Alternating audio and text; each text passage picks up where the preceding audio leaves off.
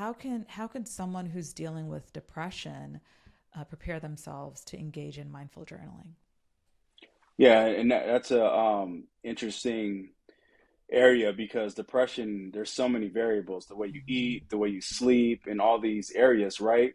But when we look at our mess and we turn that into a message, so you really shift their way of thinking and empowering them to let them know that their mess that they're in is a message for someone else.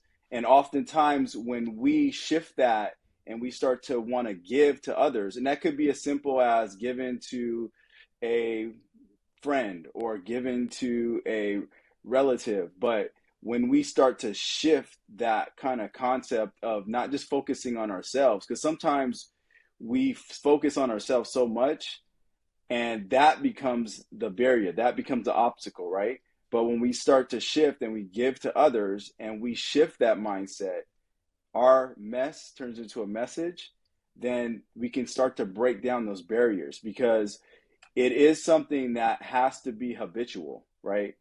Journaling, meditation, all these are beneficial. Eating healthy, sleeping well, all contribute to your ability to manage and regulate your emotions. But it does have to be an habitual thing that you do. And what I do to encourage people that are really struggling with depression, anxiety, is I have them start small. Hmm.